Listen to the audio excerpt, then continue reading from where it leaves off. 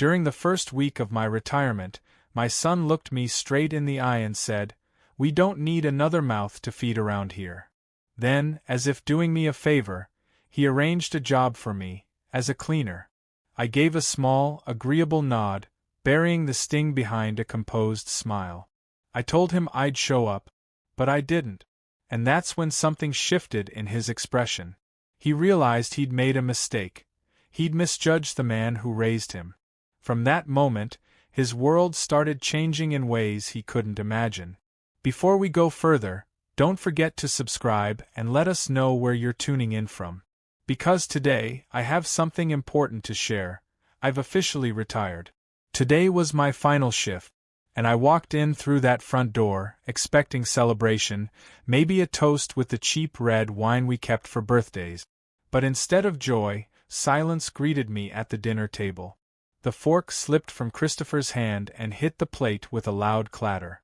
Lily stared, her mouth wide open in disbelief. I beamed, expecting congratulations, but Christopher's face reddened. "Wait, what? Dad, you can't just quit. Did you even think this through?"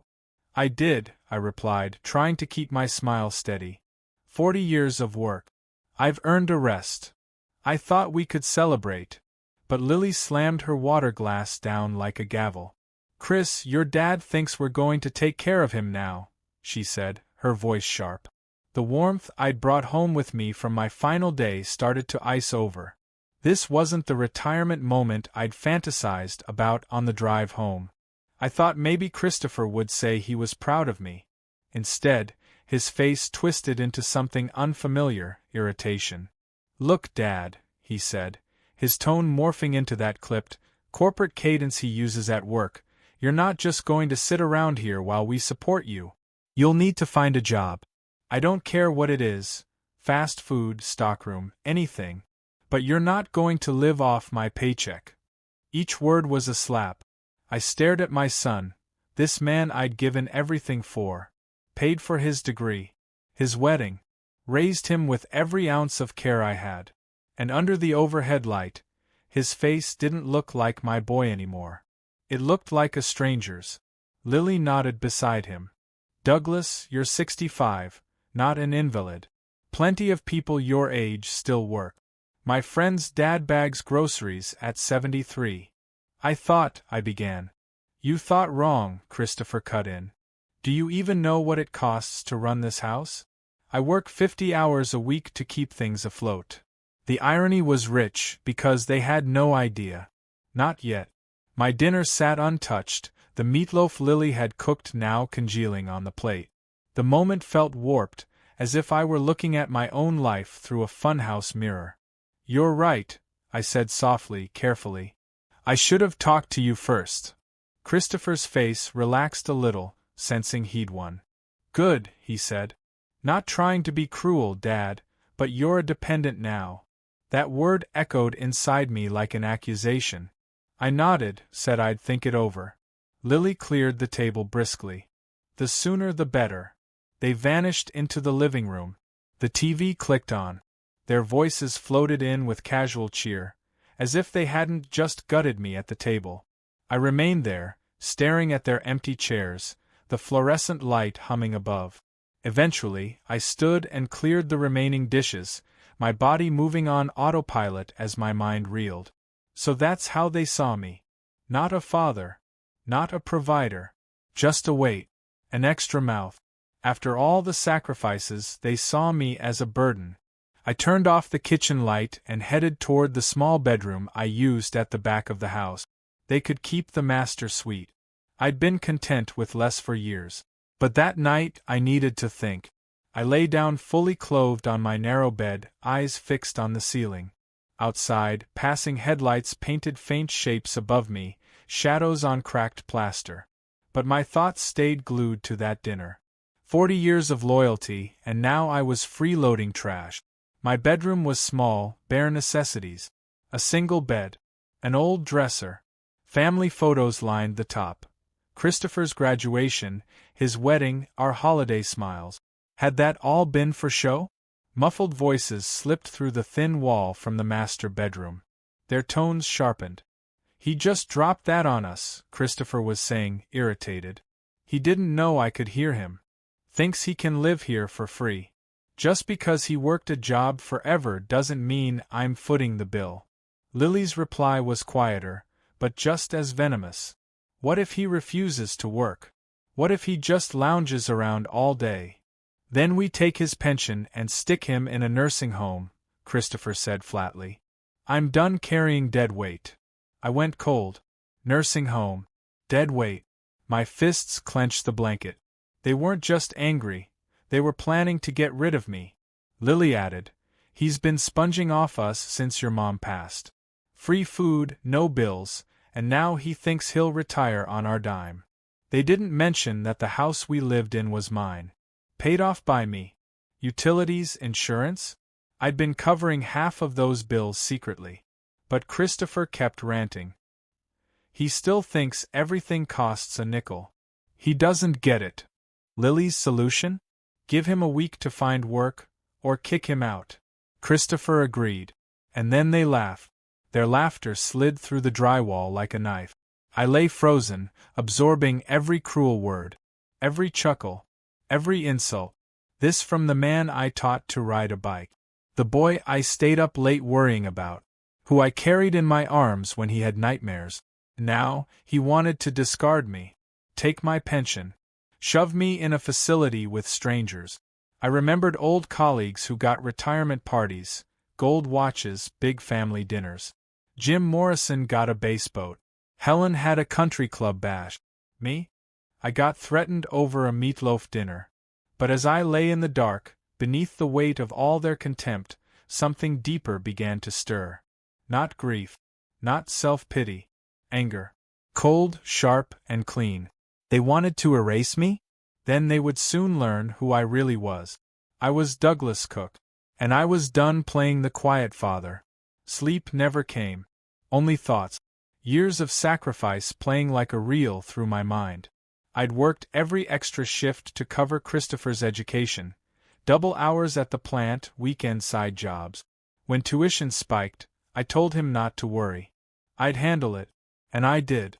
He never saw the soup dinners, the skipped vacations. At his wedding, Lily's white dress glowed. The reception was small, but beautiful. They never knew I'd paid double the planned cost, making up the gap quietly. The music, the flowers, the cake, on my tab. They danced without knowing the man footing the bill stood quietly in the back, content just to see them happy. I'd always lived modestly, by choice. Not from lack. Let them believe I scraped by while real wealth grew silently in accounts they'd never seen.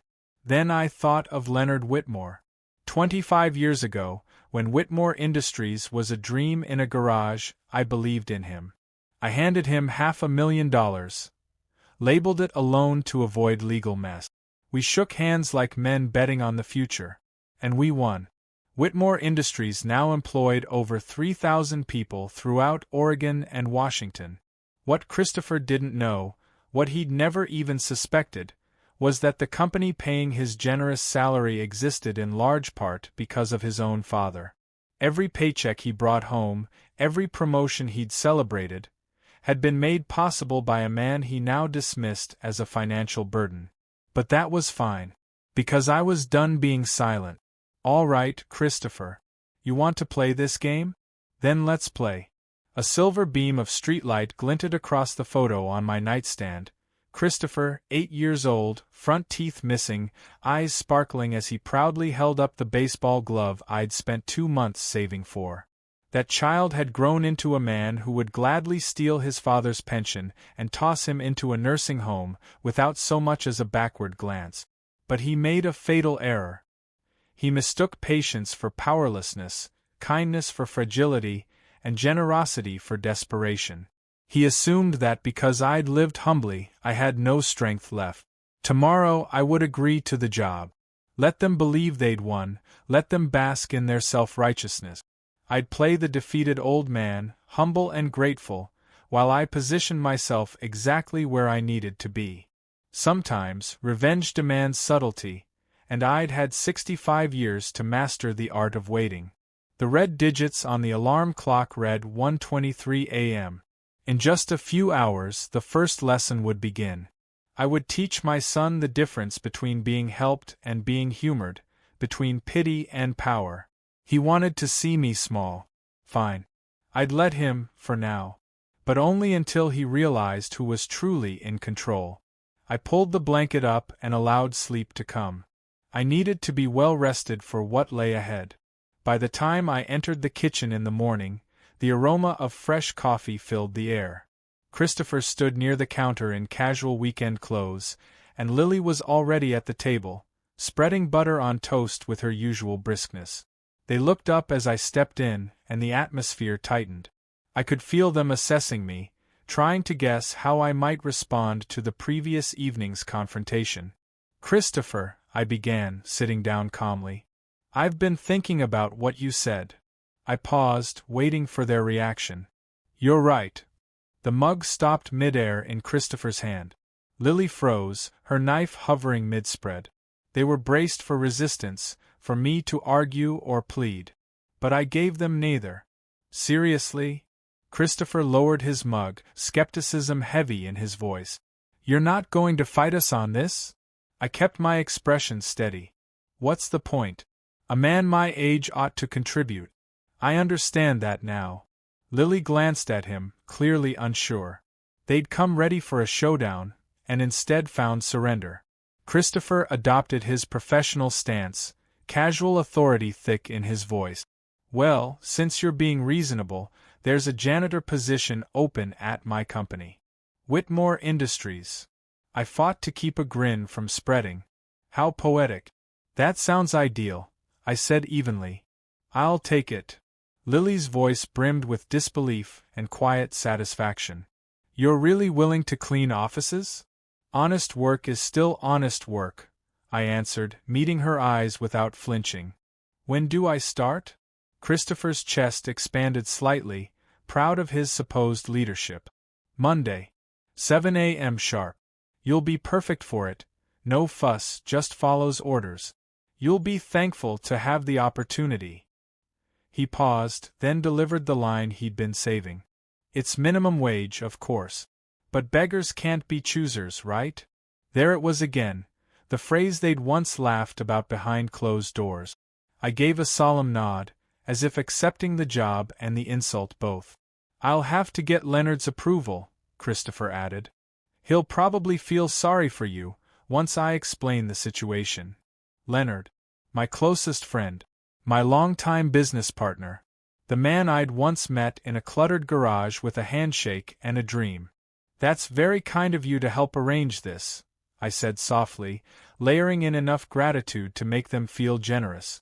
Lily reached over and patted my hand with a condescending smile. "See? That wasn't so hard. You just needed to accept reality." My reality? If only she knew. "I appreciate you both," I said gently. "It'll be good to have purpose again. To contribute to the household." Christopher nodded, approving of what he thought was compliance. "Maybe this'll work out after all." He took out his phone and began typing. Probably reaching out to Leonard right then. I pictured the confusion on Leonard's face when he saw Christopher's request. "I'll make the call this afternoon," he said.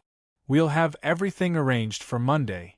"Perfect," I replied, my mind already leaping ahead to that morning. It would indeed be a return to Whitmore Industries, but not in the role they expected.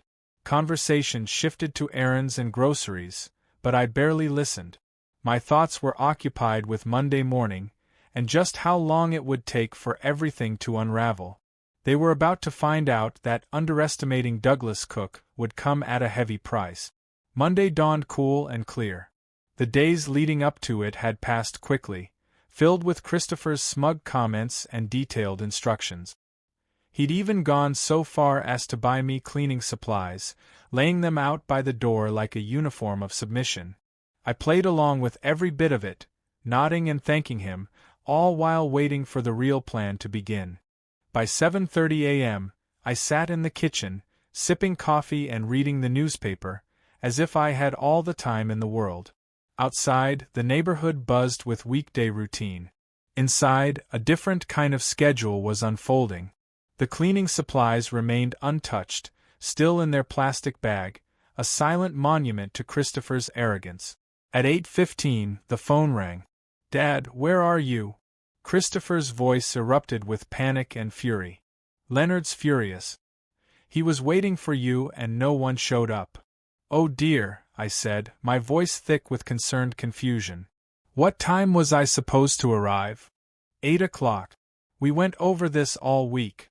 How could you forget?" I let the silence build just a little before replying. "I'm so sorry, Christopher. You know how it is.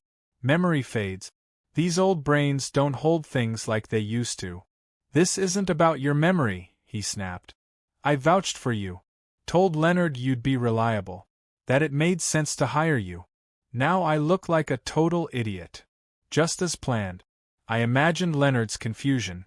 Why Christopher was insisting on personally hiring an elderly man for janitorial work. My old friend would be too polite to ask questions directly, I mused. But he'd be wondering.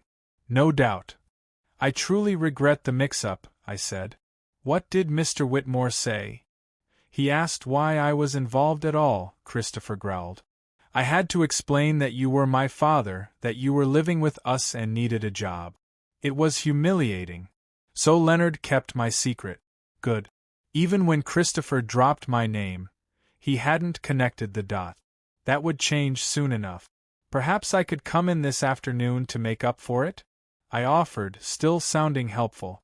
"No. Tomorrow. 7:45 a.m. "Not a minute later," he ordered. "Don't mess this up again, Dad. My reputation is on the line." "I understand completely, son." Once the call ended, I leaned back in my chair and allowed myself a quiet smile. Phase 1, complete. Christopher was flustered, embarrassed, and already doubting the wisdom of his plan. His authority, once so confidently displayed, had begun to wobble. Tomorrow would bring Phase 2, and I had just enough time to prepare. But for today I had already won. I folded the paper and walked toward my bedroom. On the desk sat 2 manila folders, their contents gathered over weeks of careful planning. And all of it had begun the night I discovered Lily's secret. It was a chilly afternoon in January when I first noticed the letterheads from Henderson and Associates scattered across the kitchen counter. Lily had been careless, leaving work documents beside her half-finished coffee while she stepped into the next room to take a call. With 4 decades of experience analyzing financials, my eyes were trained to catch anomalies instantly. One glance at the expense reports, and I knew something was wrong. Office supplies, $847.50. Equipment maintenance entries, 1 through 134. The figures were bloated for a firm of that size. I had managed multi-million-dollar budgets.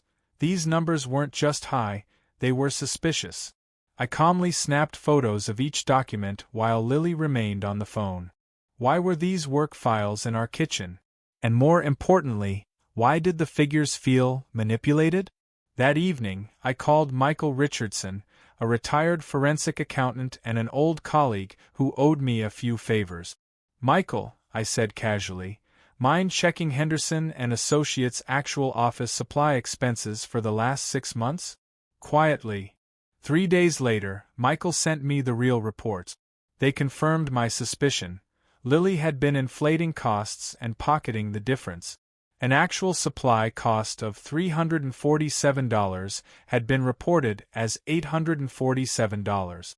A legitimate maintenance bill of $534 had become $1,234. 75 small thefts, hidden behind fake receipts and altered numbers. Sitting at my desk, I opened 2 folders. One with Lily's falsified documents captured from our kitchen, the other with Michael's official records. The pattern was consistent, methodical, criminal. I began typing the email. "Dear Mr. Henderson, I am writing to report serious discrepancies in your company's expense records. Lily Cook, your employee, has been embezzling funds through falsified office supply and maintenance reports. Enclosed are documents comparing her submissions to actual vendor records. The discrepancies span several months and suggest substantial theft. I strongly urge a full audit of Mrs. Cook's expense submissions. I attached the evidence, double-checked the anonymous email account I'd created weeks earlier, and paused. I considered the fallout. Lily would likely be fired. She might face criminal charges. Christopher, my son, would be left reeling, married to a disgraced fraud under investigation. Their cozy life would unravel. But then I remembered their whispered talks through the walls, about sending me to a care facility, about how I was becoming a burden. I thought of the man they dismissed so easily, the one who'd funded their entire life. And I pressed send. The email disappeared, taking with it Lily's future and Christopher's false security. By this evening, their lives would start unraveling, from an angle they never saw coming. I shut the laptop, gathered the papers, and fed them into the shredder. Their purpose was complete. Outside, the sunlight painted the kitchen in warm golden tones. I made a sandwich and sat at the table, waiting quietly. Christopher had thought he could manipulate his father's future. He had no idea that his father had been silently preparing, like an insurance policy kept just in case. The morning's events had been only the opening move. Now came the real work, precise, methodical, and irreversible. In my small study, afternoon light cast a golden glow across two neat piles of documents. On the left, the photos I'd taken from our kitchen. On the right, the verified reports from Michael. Together, they painted a clear picture of an 8-month-long embezzlement. Lily had been careful, inflating legitimate numbers just slightly, enough to avoid suspicion. A $347 expense became $847. A $1,234 computer equipment bill became $1,734. She even went as far as inventing fake vendors and submitting invoices for services never performed. My calculations showed she had funneled approximately $18,000 into her personal accounts, just under the radar of automatic financial checks, but enough to fund those luxury handbags and boutique weekends she'd never been able to afford on her salary. I opened the anonymous email account again and began drafting a second message. It had to be precise, credible, and urgent. Dear Mr. Henderson, I wrote, I'm contacting you regarding serious financial irregularities in your accounting department. Your employee, Lily Cook, has been embezzling funds through inflated expense reports, false vendor invoices, and disguised personal purchases.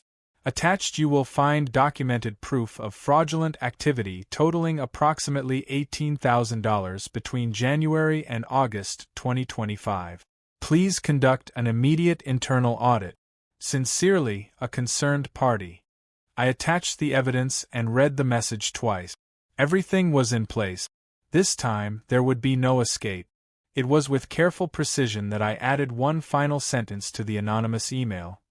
I recommend an immediate internal audit of all expense reports submitted by Mrs. Cook, with close attention paid to categories like office supplies, equipment maintenance, and consulting fees. I signed it simply, a concerned observer. Then, methodically, I attached the most incriminating evidence. Scanned side-by-side comparisons of Lily's falsified reports against real vendor receipts, photographs I'd taken of the questionable documents on our kitchen table, and a timeline mapping the steady escalation of theft. My finger hovered over the send button. Once this message reached Henderson and Associates, Lily's entire professional life would begin to collapse. Her career? Over. Her reputation? In ruins. Legal consequences? Highly probable. But I didn't waver. I thought of her voice through the paper-thin walls. Maybe we should give him a deadline. 1 week to find a job or he's out. I remembered her mocking laughter as she and Christopher plotted to steal my pension and place me in some low-rent elder facility with strangers. With that, I clicked send. The email vanished into cyberspace, a digital bullet with 28 attachments, each one a nail in the coffin of Lily's career. By evening, perhaps even within the hour, she would begin to feel the full weight of her choices. I shut the laptop, gathered the printed evidence, and fed it into my paper shredder, page by page, watching months of quiet labor turn into confetti. The materials had served their purpose. Now they needed to vanish. Phase 3 was done. Christopher had endured public embarrassment at work that morning. Lily would suffer professional devastation by sunset. And tonight, both of them would return home to the man they decided was irrelevant, completely unaware that he was orchestrating their synchronized collapse with strategic elegance. I poured myself a cup of tea and settled into my chair, calmly waiting for the evening's inevitable revelations. At precisely 6:43 p.m., the front door slammed. Heels clicked rapidly across the hardwood floor, sharp, uneven staccato. I lowered my evening paper just as Lily appeared in the doorway, her face blotchy, her eyes red-rimmed and swollen. Mascara streaked her cheeks, her perfectly curated image now crumbling, blouse wrinkled, hair falling loose, hands shaking as she clutched her purse. "Lily, what happened?" I asked, rising halfway from my seat, adopting a tone of gentle concern. I might be fired," she gasped between sobs. "Someone sent financial records to my boss. They think I've been stealing." Her voice cracked under the weight of panic. "How terrible," I murmured, stepping toward her with deliberate calm. "Who would do such a thing?" She dropped into the armchair across from me, completely unraveled. "It was anonymous. They sent everything, bank records, fake invoices, expense reports. Mr. Henderson got it all this afternoon. Like some kind of forensic audit." I kept my expression perfectly neutral, nodding slowly. "That sounds serious. What exactly are they accusing you of?" Her voice trembled as she answered. "Inflating expense reports, faking vendors, using the company card for personal purchases. Doug, the evidence is too detailed. Whoever did this has been tracking me for months." Her eyes were wild, pleading for logic in the face of disaster. Indeed they had. "Have you told Christopher yet?" I asked, weaving appropriate worry into my voice. She shrank back, whispering, "No, I can't. He's already so stressed about work, and about you missing your first day. I don't know how he'll take this." Her eyes searched mine, desperate. "Doug, what am I going to do? If I lose this job, if they press charges, we'll lose everything." There, I said, patting her shoulder like a concerned elder. "We'll figure it out. Family helps family." The irony wasn't lost on me. The same woman who once chuckled about packing me off to rot was now leaning on me for support. "They've suspended me," she continued, wiping her nose with a crumpled tissue. "Pending a full investigation. Henderson says the documents are too well prepared to ignore. He's bringing in third-party auditors to examine every transaction I've handled in the past year." Good. Michael Richardson had done meticulous work gathering those records, and I'd curated them with care. The audit would only confirm everything. "Is there any chance you can explain your side?" I asked gently. "Maybe a direct talk with Mr. Henderson?" "My side." She let out a hollow, humorless laugh. "Doug, there is no side. The evidence is airtight. Dates, amounts, photos. Whoever did this wanted me destroyed." We both froze as we heard Christopher's car pull into the driveway. His footsteps approached, followed by the metallic clunk of his key in the front door. Lily turned to me in panic. "Please, let me tell him. He needs to hear it from me." I nodded solemnly, returning to my seat to witness the final act. "Lily? Dad? I'm home," Christopher's voice rang from the hallway. He entered the room, pausing instantly at the sight of Lily's tear-streaked face. His eyes darted to me, then back to her, alarm rising. He dropped his briefcase. "What the hell happened? What did you do to her, old man?" He lunged toward her protectively, his voice rising. "I leave for one day and come back to find her like this? What did you say?" "Christopher, I didn't do anything," I said evenly. "She came home like this." "Don't lie to me," he snapped, his voice sharp. "First you humiliate me at work by not showing up, and now you're upsetting Lily. What is your problem?" "Chris, please," Lily cut in, her voice strained. It's not your father. It's work. What do you mean? He turned to her, his tone demanding now, shifting into management mode. They're talking about firing me, she burst out. Someone sent anonymous documents to Mr. Henderson. They're accusing me of embezzlement.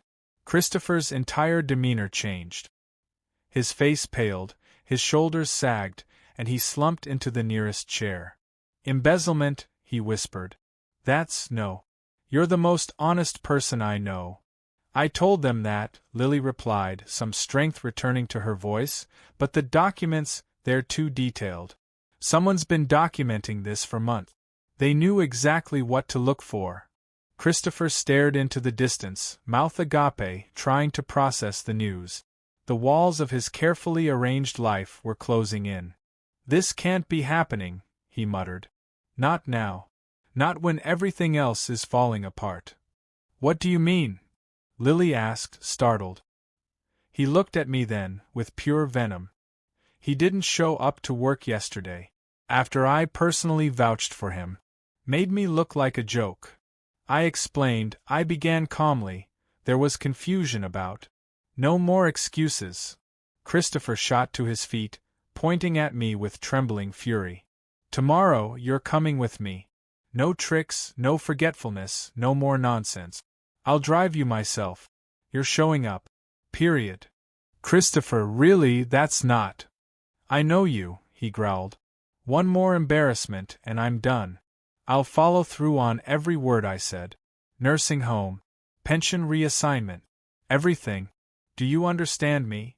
I met his glare with serene composure, masking the satisfaction rising in me. Don't worry, son, I said softly. Tomorrow will be different. Something in my voice made him pause, just for a moment. It better be, he muttered, voice shaking with rage. Because if it's not, you'll regret it. I gave a slow nod, suppressing the small smile that tugged at the corner of my mouth. Tomorrow would be different. Far more different than Christopher could possibly imagine. A heavy silence gripped the house.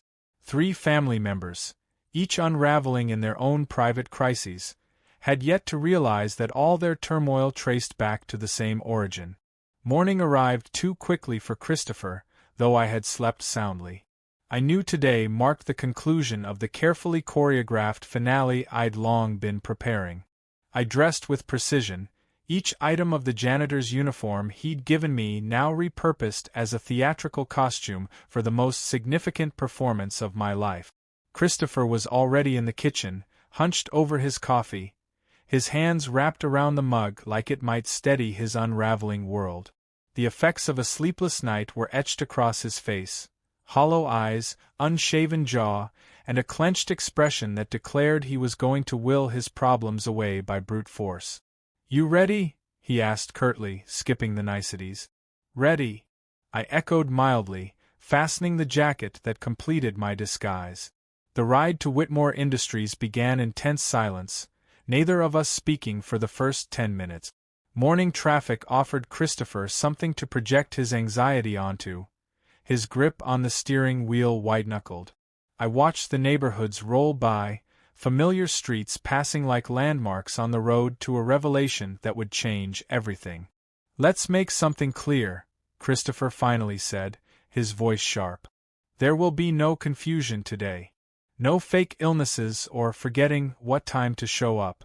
You're going to do your job and help me fix this mess. I understand, I said, keeping my tone humble. Do you? He snapped, giving me a sidelong glance. Because yesterday nearly cost me everything. Leonard questioned my judgment, asked why I'd put so much faith in someone so unreliable. I had to convince him to give you another shot. Poor Leonard. I could imagine how baffled he must have been, trying to comprehend why his business partner's son was insisting on hiring his own father as janitorial staff. No tricks, Christopher pressed on, his voice rising with frustration. This isn't one of your games. I know how you work, manipulating people and situations to suit you. But I'm in charge now. Don't worry, son, I replied, letting just the faintest edge of confidence slip into my voice. Everything will be different today. He glanced over, sensing something amiss in my tone. What's that supposed to mean? Only that I finally understand the situation, I said calmly. Sometimes clarity takes time. The Whitmore Industries building appeared in the distance, steel and glass rising as a monument to decades of growth. Christopher looked upon it with pride and nerves. There it is, he said, a hint of reverence in his voice. 3,000 employees. Multi-million-dollar operations. This is where men succeed, Dad.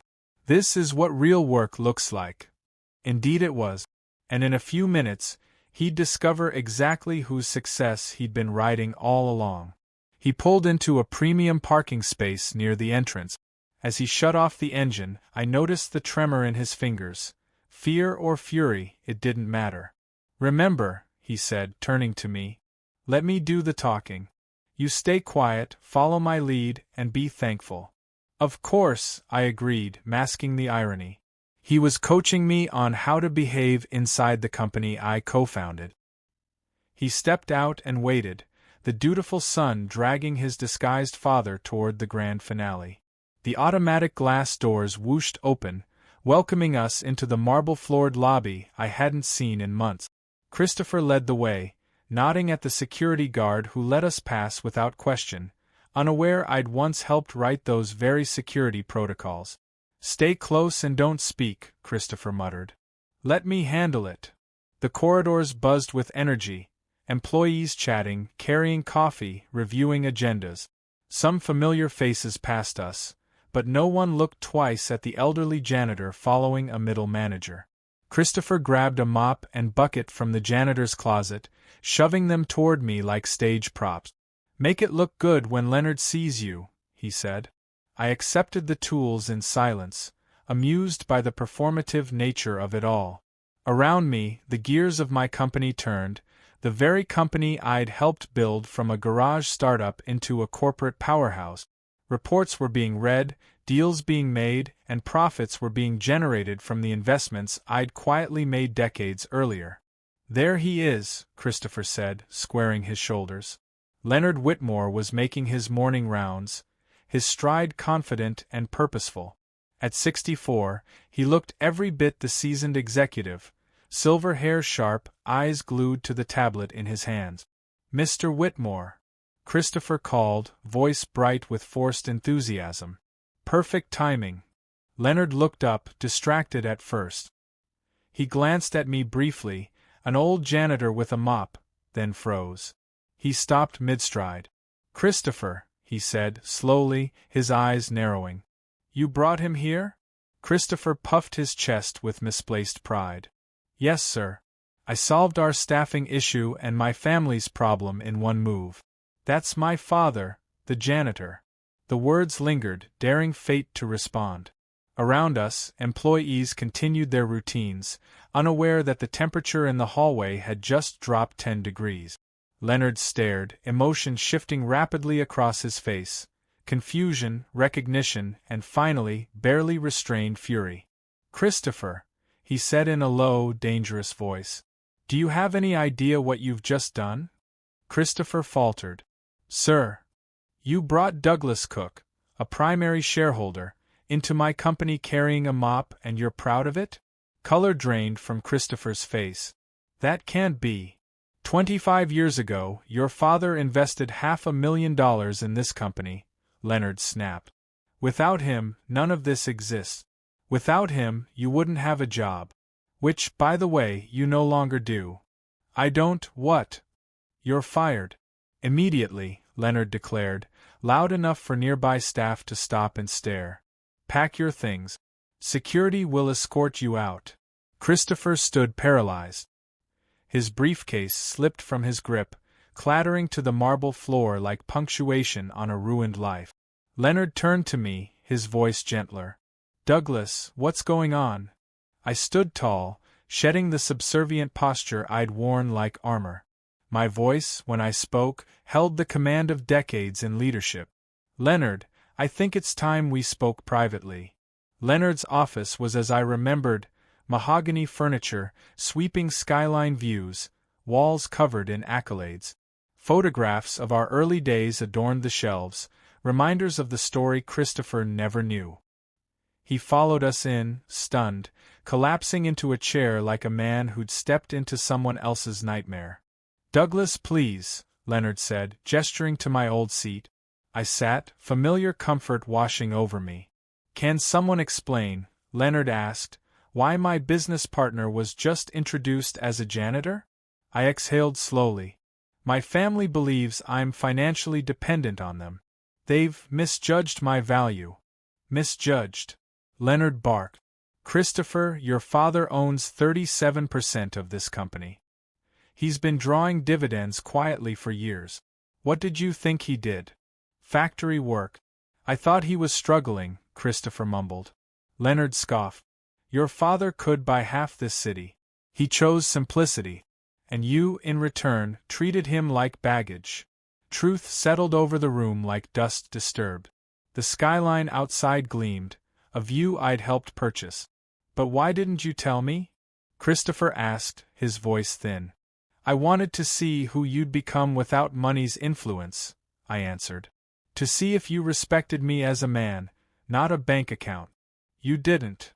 Leonard sat back, disgusted. "So, you forced your own father into manual labor? For what discipline?" "We couldn't Christopher began. "You couldn't afford what?" Leonard interrupted.